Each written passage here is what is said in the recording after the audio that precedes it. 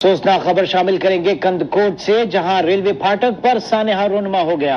कराची से पेशावर जाने वाली ट्रेन ने फाटक पर चलते रिक्शे को रौंद डाला। हादसे में एक ही खानदान की 13 खवातीन जान से चली गईं।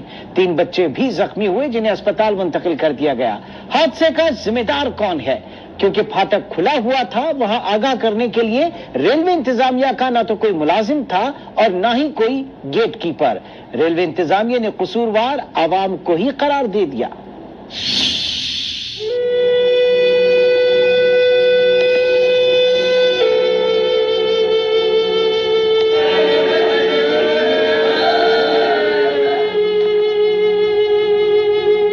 रेलवे इंतजामिया की गफलत या शहरियों की लापरवाही कंदकोट में सानेहा रोनुमा कर गई।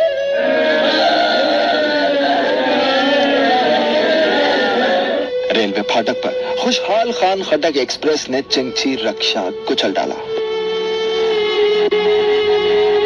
एक ही खानदान की 13 खवातीन लम्हे भर में जान से चली गई। 3 बच्चे जख्मी हुए, जिन्हें अस्पताल मुंतकिल कर दिया गया। रेलवे फाटक खुला हुआ था, इंतजामिया का कोई मुलाजिम भी वहां मौजूद नहीं था। कौन था जो बताता कि ट्रेन आ रही है?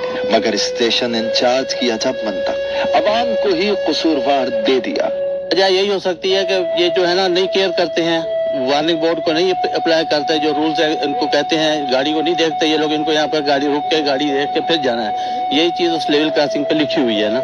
तर्जुमान रेलवे ने हादसे पर सिर्फ अफसोस का इजहार किया, मगर इस हादसे का जिम्मेदार कौन है, इसका जवाब देने से इंतजामिया शायद कासिर है।